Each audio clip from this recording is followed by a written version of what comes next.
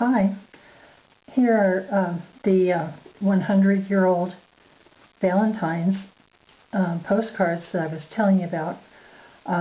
This is one of my favorite ones. I've been collecting these since 2008 when I found some online, and I thought that they were really pretty and fascinating with some of the old photos and some of the writing on the back. This one is a girl in a meadow, and it's a holiday card. Probably, well, it looks like it's spring. I'm not sure whether it's Valentine's or Easter, because it just says Bonne Fête, which is French for happy holiday, if the Google pronunciation is right.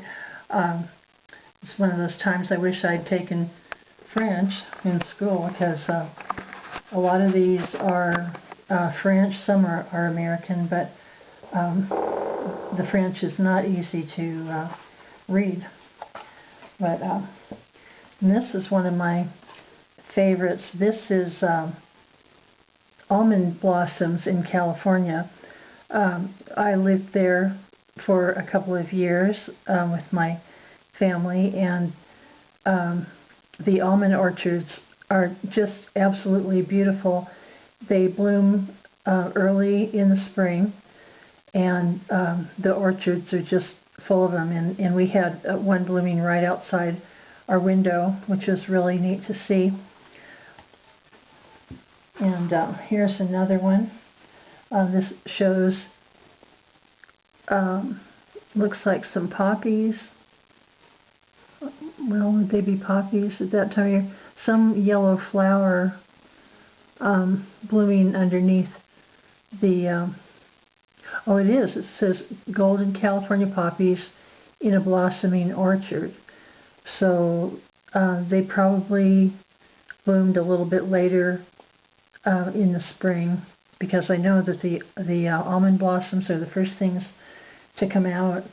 The people in the area, the farmers, the almond growers, they actually don't pronounce them almonds. They say almonds, as though there's no L in the word, which I found hard to get used to.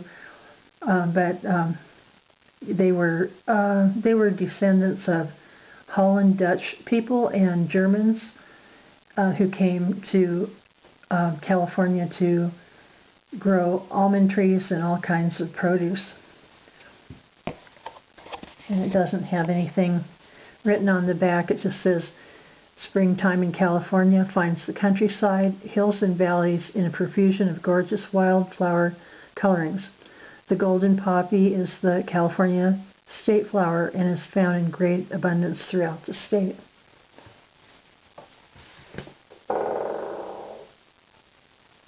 And the other card said, in the romantic beauty of acres of blossoming orchards, 17 tons of almonds are produced yearly in California. I actually also worked on an almond farm for a while for some Dutch farmers. Trying to remember what their names were. It was a long time ago. I was expecting my son, and I wanted a part-time job to make a little bit of extra money to fix up the nursery and buy things for our new house, and our little house that we bought. It was new to us. It wasn't a brand new house, but so one of the people at the church said that they were hiring at the almond orchard, and that there was an easy job where I could just watch the almond shucker in operation. And I sat out on the conveyor next to the conveyor belt, and I would just pull out branches, that were about maybe as long as my arm, and narrow some of the almond twigs that got into the almond shuckers and were coming down the conveyor belts, and we would just take those out, and anything that looked too large, that shouldn't go through. And that was a good job. I liked that. I was all by myself out in the almond orchards, though, and all I had for company was a German Shepherd dog that would sit faithfully by me if I occasionally tossed him a broken almond. He loved eating those. So that was a good memory. And this is a really old one. Let's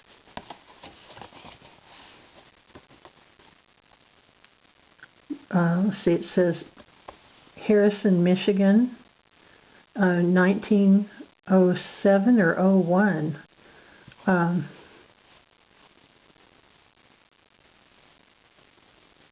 Joe Newground in Harrison, Michigan, I think. The stamp cost only 1 cent at the time. Somewhere it went through Grand Rapids, Michigan. Up here it says 1907, so that would be the year that it was made. And it says, to my Valentine. It's a beautiful embossed card. And this is a well-known artist who did these cards in 1906. And it says, to my Valentine, through the rain and through the snow, ever side by side we go. And it says, I'm in Grand Rapids, and I've had the grip. The grip back then would have been the flu. And that would have been pretty scary to have the flu back then, because it could be really serious.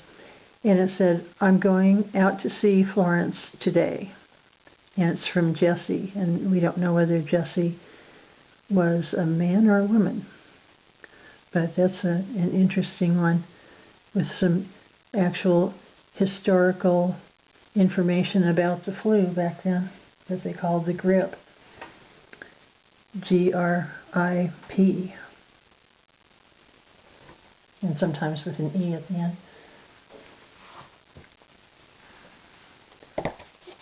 This is a German postcard. It's a beautiful embossed card with birds on it. See if I can get some of the glare of the light off of it there. And they're cute. They're little swallows holding valentines and holding some golden hearts in their beaks. So cute. And it says, Valentine greeting. To Mama and Papa. That might have been from a child to the parents, or it might have been to the grandparents. Either one. It looks like they probably hand-delivered it because there was no stamp. Very cute. This one is a little strange. It shows a Cupid's arrow poking a pink heart, and there's actually a couple of blood droplets coming from it. It's very strange. I've never seen one like this before. This one, excuse me, was made in Germany. See if I can figure out how old this one was. Cut the wrong way. It doesn't say, it just has a series number on it. And it says from Stu Phillips, and it looks like he started to write it to somebody named Miss Douglas, but his pen was running out of ink, so and you can see where he made a circle here trying to get the pen to write, and it has no stamp, so for some reason he didn't deliver it, but it says, Cupid the rogue with his terrible dart has broken his way into my poor heart. I saw not his coming, 'twas quite a surprise. I was dazed by your smile and the light of your eyes. But I don't know whether he just hand-delivered it, and that's a mystery, or whether he decided not to give it to her for whatever reason. Maybe he got another one just like it, or a different one. or maybe he decided not to give it to the girl at all. These all have a story behind them, and all we can do is just wonder what happened. This is a really beautiful card. It says to Miss Holton in, looks like an abbreviation for Brooklyn, New York, 58th Street. And this was made in Germany with a 2-cent stamp. Hard to see the date though. It's a double paper card to protect the back. Beautiful embossed rose. I don't know if you can see the detail on that. And then this heart was cut out and pasted on, and it says, "With love to my Valentine." And it looks like somebody wrote CH on it. So I don't know whether that came with the card or they pasted it on, but look at that delicate edge there. That's amazing. I'm not even sure what kind of tool they would have used. I make greeting cards myself, and I don't know what would have made an edge like that. Probably some kind of a punch.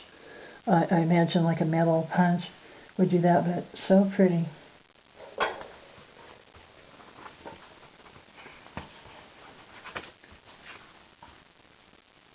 And then here's a really beautiful one. It's a lady with her doves, and it has a stamp from Paris. And she has a little dove sitting on a basket there. That was a popular theme back then. And it says something about, it says a souvenir. Mademoiselle Alice, and then a name I can't pronounce, don't want to mess up her name. And then Paris. Look at that beautiful writing. My goodness, that cursive writing was so beautiful back then. It looks like a machine almost wrote the word Mademoiselle. Here it's a little more casual, but he was really trying hard to get these words written out very carefully. It's beautiful penmanship.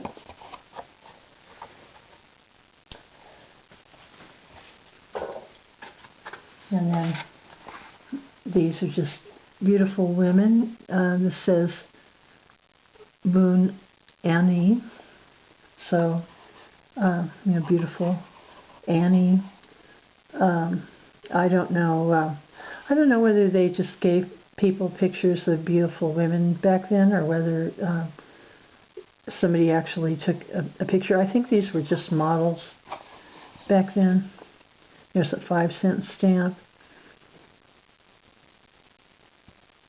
Somebody named Molly, I think, from somebody named Germaine. Beautiful coiffure hairdo and beautiful dress embellished with some beads and flowers, looks like. Here's another one. What a sweet face she has with her little daisies. A 5-cent stamp, so that's a little more modern, but still very old. It's wearing a pink shawl, I think. And I can't read the writing on this very well.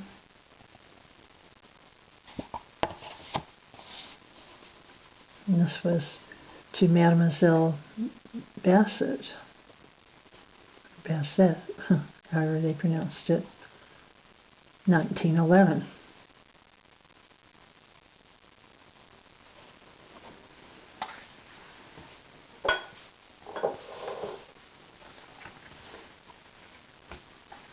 And here we have a couple with the 10-cent stamp, and this says Premier Rendezvous. Whoever it was really wrote a book on the back. I wish I could read it. Sounds interesting.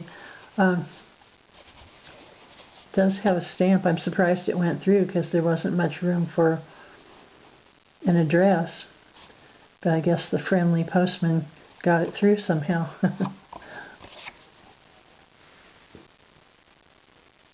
This girl looks kind of like one of my cousins.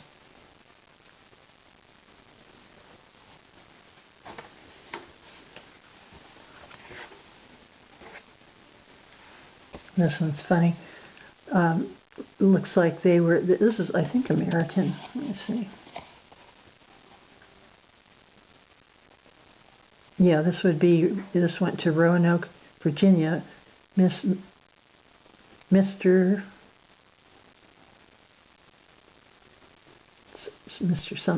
Willie Trout, I guess.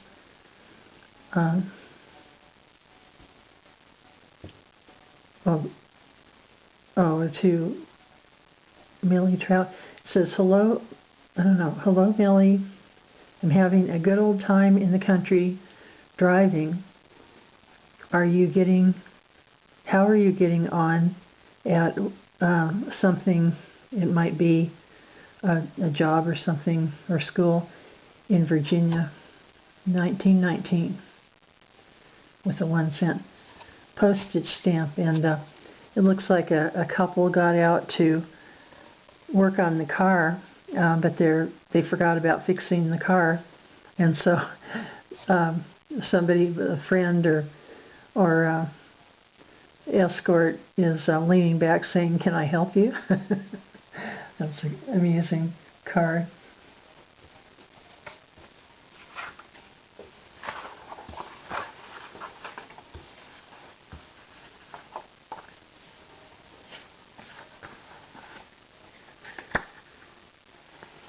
And we have a couple more French cards here. This one, he looks like he's giving her some flowers and telling her how much he loves her. There's a 5-cent postcard on the back. Can't read what the writing says.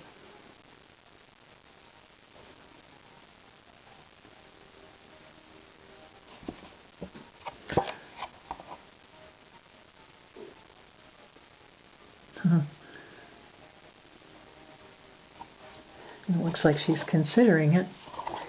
And in the next card, he looks like he's getting a lot more serious.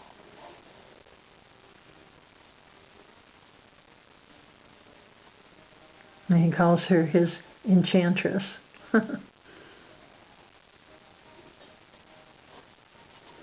It looks like it might be a proposal there.